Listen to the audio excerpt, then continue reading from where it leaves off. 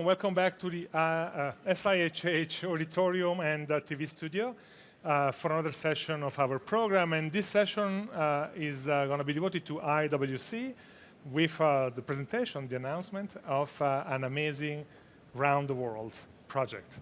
And to host it, I'm going to invite on stage James Holland.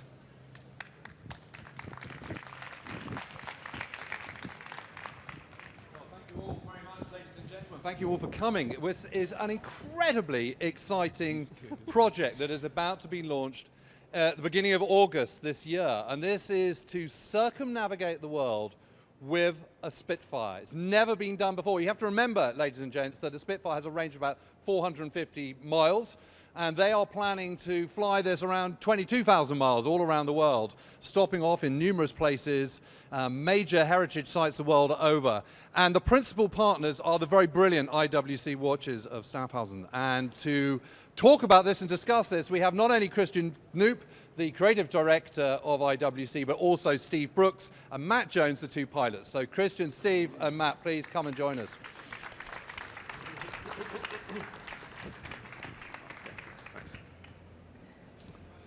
Hi, James.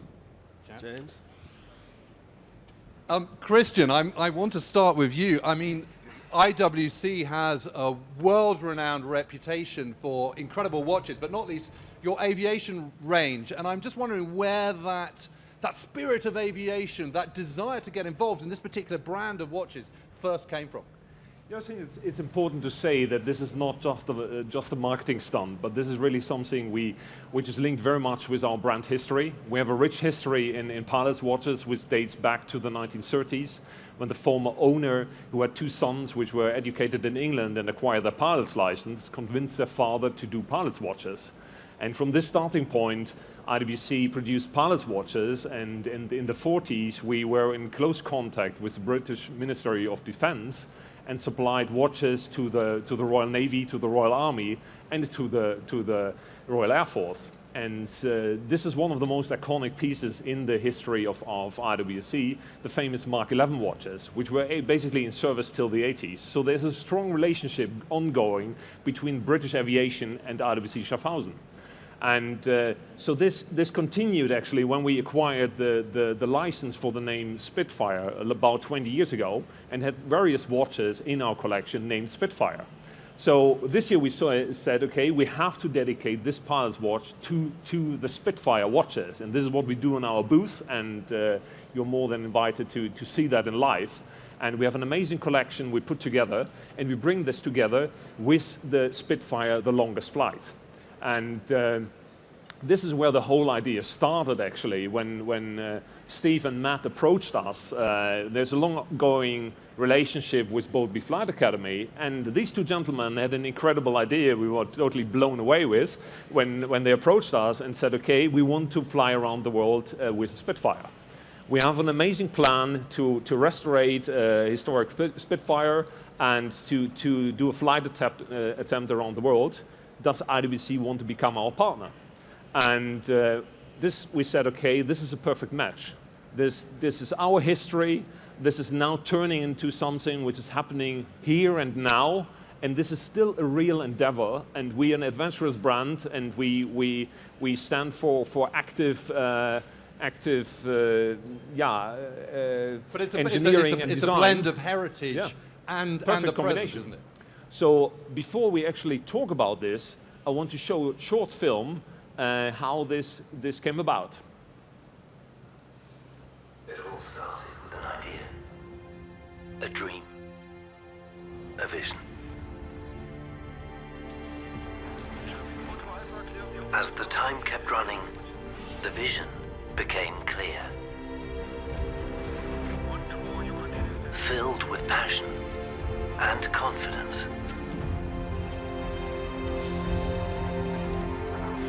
We all embarked on a journey.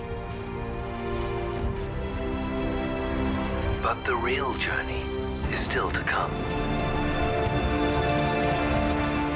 This is the Silver Spitfire, and the dream takes flight.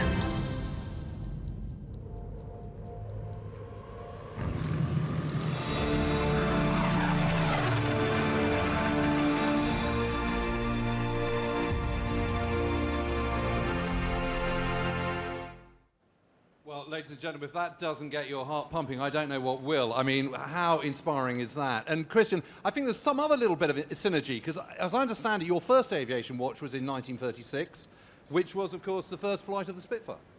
That's correct, absolutely. That's an interesting coincidence, and what's particular there, that also this whole idea of aviation watches nowadays looks like a style exercise, but back then it was really due to technical specifications.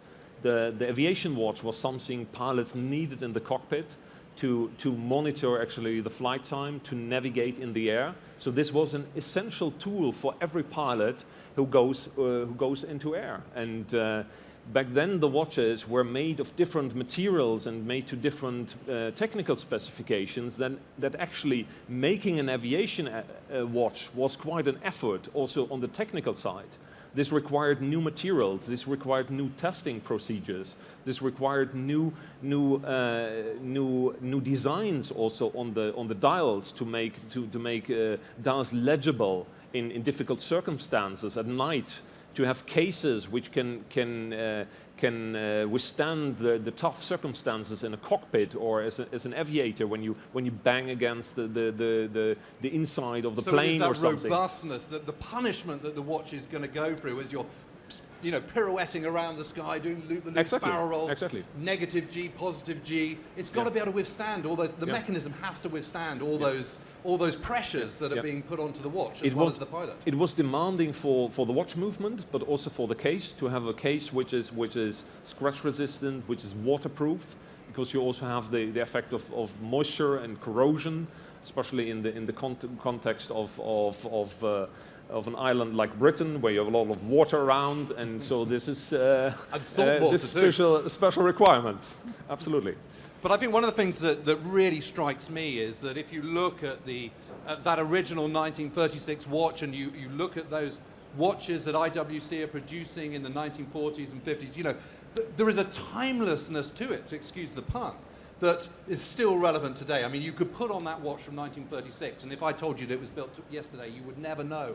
And it's that sense of timelessness, the nod to the heritage, but combination with the present that I think is really attractive. And that, of course, applies to the Spitfire, which is a wonderful apparition of majestic curves and kind of feline beauty. And chaps, I mean, you'll know, I mean, the Spitfire is rightly the most iconic aircraft in the world still to this day, surely. Oh, it's surely the greatest aircraft that was ever built. There's always an Everest in every game. And in the aviation, I think the Spitfire is recognized by all pilots as being the ultimate flying machine. And Matt, you've flown, I think, something like 350, 400 hours in a Spitfire. I mean, I think what everyone wants to know, most people would love to have a flight in a Spitfire at some point in their lives, but what's it like? It's the most amazingly freeing feeling. You sit in this airplane, and your head sticks out of this sort of clear bubble, and you have an enormous amount of power and agility at your hands, and it'll go and do whatever you tell it to do. A modern aircraft has all sorts of systems built into it that stops you doing that necessarily, that thinks it knows better. But this aeroplane will just give you the ultimate freedom, and that's an incredible feeling. To feel like they are your own wings, to stop thinking about flying an airplane, to stop thinking about your hands and your feet moving. You just see a cloud, you want to fly to it, you want to fly down the other side of it, you can. And that's an exceptional thing to do. I mean, every pilot I've ever talked to who's flown a Spitfire always says the thing about a Spitfire is it's a real thoroughbred, and I think you'd probably go along with that. Yeah, absolutely. I mean, we're talking about engineering from 80 years ago, but absolutely exquisite engineering with a Rolls-Royce Merlin in the front, and 1,750 horsepower. Put that into context of the cars you drive these days to give you a sense, and the airplane's not that much bigger than them. So it really is an absolute thoroughbred, as you say. And well, let's hope the engine will keep beating for the duration of this trip. Well, I'm sure it will, and we'll go on to that in a moment. But one of the things there's an old adage about aircraft, and that is that if it looks right, it probably is right, and conversely, if it looks a complete dog, it probably is a complete dog. The point about the Spitfire is it's the perfect blend of form and function, and actually that's what you're doing here with IWC as well, isn't it? And I think what I'm really fascinated with is the design and engineering aspect. If you see this plane really in all the detail, and you see that this was built really to technical requirements, it was built to be a high performance fighter plane, and a very fast and agile plane as you describe it. But the result is something which has such a beauty and such a nonchalance in the overall aesthetic.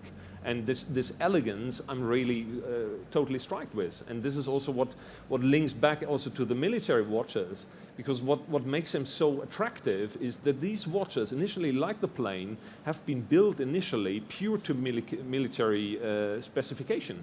They had technical specifications, they had no design, they had some requirements, and the result of this was a very iconic design in the case of the Spitfire, but also in the case of pilots' watches in general. And this is still what is valid today, also with a new collection we relaunched, that we pick up these codes, but the result is something which has a timeless purity, which is still fascinating these times. Absolutely, and one of the things that you should know about the Spitfire, of course, is that although it's first flown in 1936, it did go on to make 22 main different variants and a few other variants as well, and it's that ability of the basic brilliance, genius of its initial design, which enabled it to be upgraded all the time. And again, I don't want to draw on these parallels with IWC, but the aviation watch of 1936, you can see how it's been upgraded and progressed over the intervening years. What you should also know is that Steve and Matt set up the Boultbee Flight Academy some years ago, and this is the only place in the entire world, ladies and gents, where you can learn to fly a Spitfire. So I'm interested how, chaps, you got from that sort of seed of an idea to taking a Spitfire around the world, because from where I'm standing, that's quite an amazing and bold idea. Well, we bought a two-seat Spitfire in auction about 10 years ago, and there's something about flight that inspires man. And being up there in the sky in a Spitfire, you train in various planes and they're quite wide, and you sit and it's a bit like a car, you're on this big couch and you're flying along.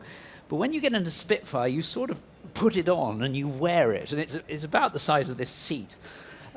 And it's like being like Iron Man. You move the stick and your whole body just goes woof, woof. And there's a joy and a freedom and an elegance to it. And so our goal was, this elegance is kept to a very few people in the world who are fortunate enough to own them. How do we get that to more people? How do we get it to the general public? There are so many aviation enthusiasts. So we set up the Flight Academy with that goal in mind, buying this machine that was originally flew in South Africa. And so having set the school up, the idea was, well, maybe one day we should fly. My idea was to fly to South Africa. I thought that would be nice. But Matt said, no, we've got to go around the world. So Matt, I mean, that's quite a leap of faith to come up with this idea. I mean, it's a big idea, isn't it? And I think you should understand, ladies and gents, that this is not an easy undertaking at all. It's not a question of just getting into your Spitfire, taking off, and sort of beetling around the world. There's jeopardy here, isn't there? Yeah, there is jeopardy. Obviously, we're trying to do everything we can to minimize that in the planning stages. Like Steve said, when we set the Academy up, our aim was to inspire. And as a result of the relationships we've built over the last few years, we were given the opportunity to buy this aircraft, which is a particularly historic aircraft, a particularly original aircraft, because it spent most of its life in a museum. That means that pretty much every part of it was as built back in 1943. So given the opportunity, we thought we need to do something that's in line with our initial MO for the company, and that is to inspire. So how do we do it with an airplane you can't put someone in the back of? And I thought was, well, rather than the sort of two-seat variant and what we're doing, we'll take it to other people. So the aim is to engage with as many people as we can around the world. We're not going to fly at 20,000 feet. We're going to fly at 1,000 feet so people can see it and we can wave back and see what's going on the ground so we can engage. And then we're stopping at numerous places to talk and to engage and to really let people get up close and touch it and see what it's all about and share, really share our passion with it. And how many people do you think are going to be able to see the Spitfire flying for live? Live's a difficult question. When we sort of built the concept and looked at how we were going to inspire, and this is where IWC plays such a huge important part in this project for us. Was we want to inspire people, but we're a small group of people. There are 10 of us maximum in the business. We're not storytellers, but we're doing something that is worthy of people knowing in our humble view. So IWC sort of agreed to come on board, and there are so many similarities. Steve and I, both engineers. My first watch, and it sounds very convenient to say, it was an IWC. When we first set the business up, I got in contact with them and said, we should do something together because we have such similar goals. So to be sitting up here now in front of everyone and this happening is an incredibly exciting thing because we have, so many similar ideals.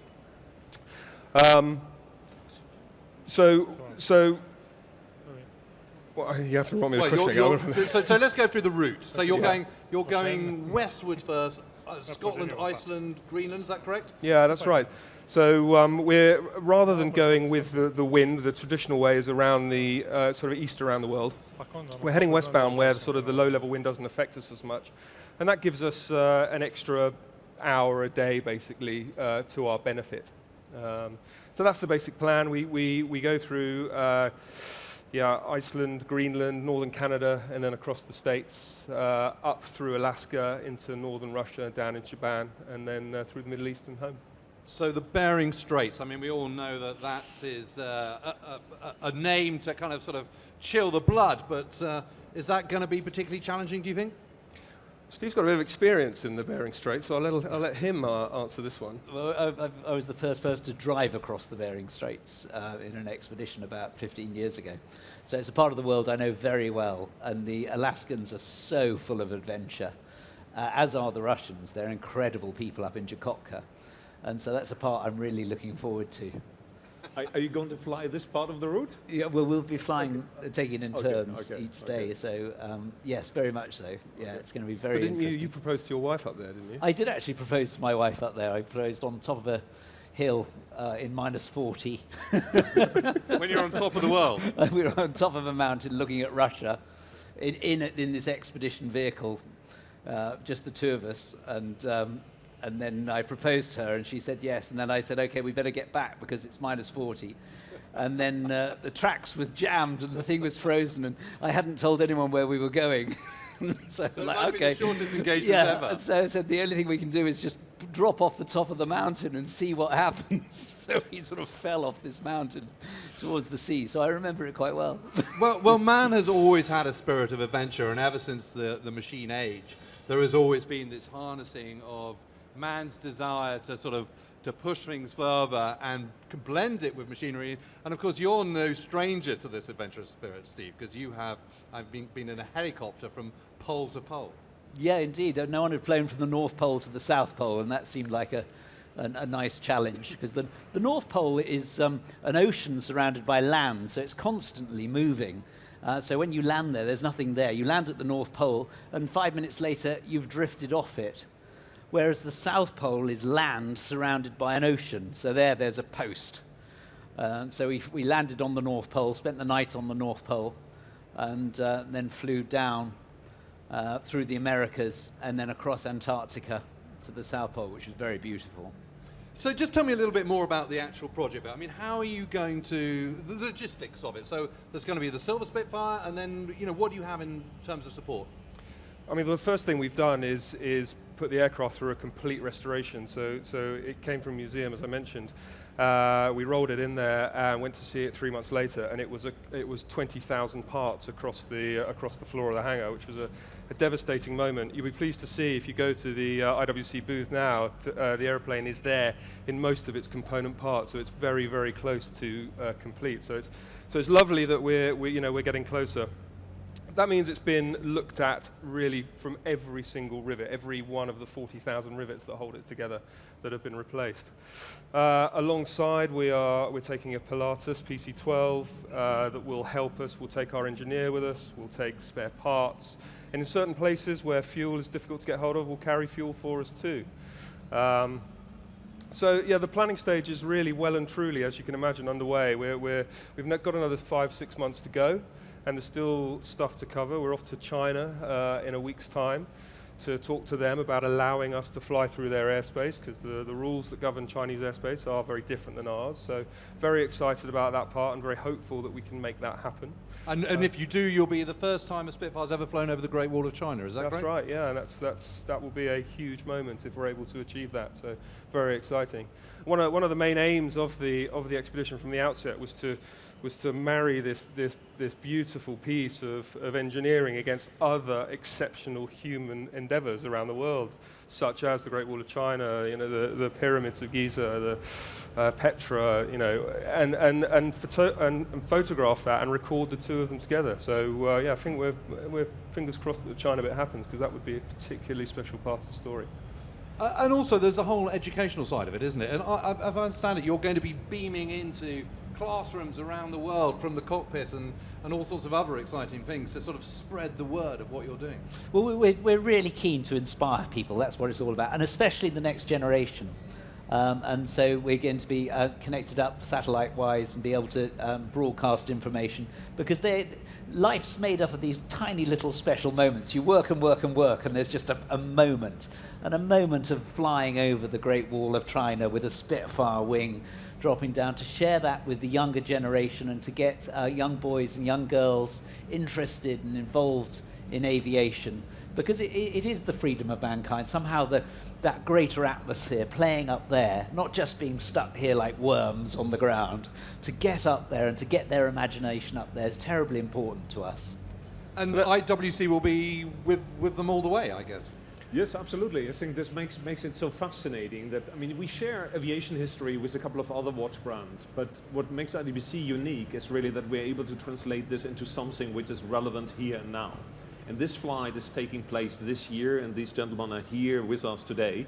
And especially what you mentioned, modern technology allows us really to follow this flight on several media 24/7, and we have 360 cameras in the cockpit, which allows also people who are interested to experience what it's like to be on a Spitfire, what this cockpit is about, what timekeeping, what aviation is about. But especially also this flight around the world is relevant to us as a global brand. I mean, they will have stopovers in 26 countries. And we as an international brand, we have in many of these countries, we have customers, we have boutiques, and we will also activate these stopovers with interesting events for our customers, for our guests.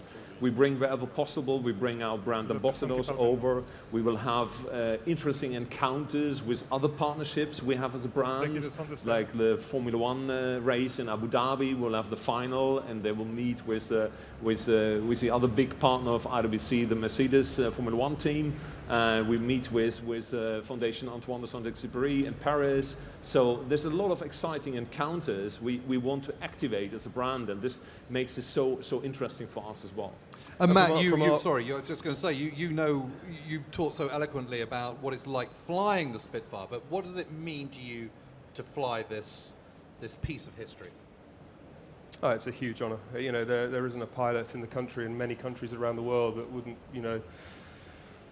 swap the place just to have one chance at this. I probably know 25 Spitfire pilots, and I've had 25 messages saying that if either of us drop out, please put their names forward. They'll be more than willing to take 4 months off work, and they'll deal with the consequences on the way when they got back to be a part of it. It's a huge honour. What I wanted to say, to round up what I was saying earlier about the connection between us as individuals and the Boultbee Flight Academy and IWC, notwithstanding our engineering interest. But you know what? is that there's great integrity, I think, in this relationship, because we're doing the trip. IWC have a history with the watches, have a history with the aircraft, but what they do so fantastically is tell the story. So we're focused on our trip, we're focused on making it work, and what they're doing brilliantly is banging the gong that we would be unable to bang. So we thank them for that and really look forward to the next 6 months to a year of making it as successful as possible. I cannot think of a better partner we could have. Just before we go and wrap it up, just tell me the key date markers that we need to be excited about? Between now and the end of the trip? Yeah, so I guess the key date, first flight of the aeroplane, beginning of June, post-restoration. That's the first time it'll have flown since 1956, so that in itself will be quite a moment. We have to do a lot testing the systems. We've had extra fuel tanks put in to increase the range. We've used sort of historical modifications to make that possible, to extend it to about 1,000 miles nautical range. We're then going to test higher flight and try and do around the UK on one sort of tank of fuel to see how that feels. We're going to get very cold because there's no heating in the cockpit at 20,000 feet. I think at best it'll be minus 25 degrees, so we've got some work to do there to make that a little bit more comfortable. And then the day we leave we're about 95% of the way there, but we think the 9th of August. And we're away. And when will you expect to finish? Just before Christmas this year. Good. Yeah. That's amazing, and you've got some amazing engineers working on this, haven't you? Yeah, we have. They're in the audience here somewhere, actually. Well, the chap that's coming with us, our chief engineer, and Martin Overall, who is responsible for restoring the aircraft too. So he's done a fantastic job. And like I said, if you haven't been to the booth, please go and have a look. It really is spectacular. Yeah, I just second that. It is absolutely a thing of beauty, and you know, for all of you who know what a Spitfire looks like, it just looks an extra bit level. It's gone up to 11 out of 10 with its silvery, shiny finish. It looks absolutely just amazing. And when that is flying somewhere near you in the summer and late summer and autumn of this year, it'll be really, really, truly spectacular. So please do all come over to the IWC booth and have a look. It's not 100% complete yet, but you'll get a very good idea. And it is the plane that is going to be flying around the world. So thank you. Christian, Steve, Matt, thank you all very much. Thank you, James. Thanks, James.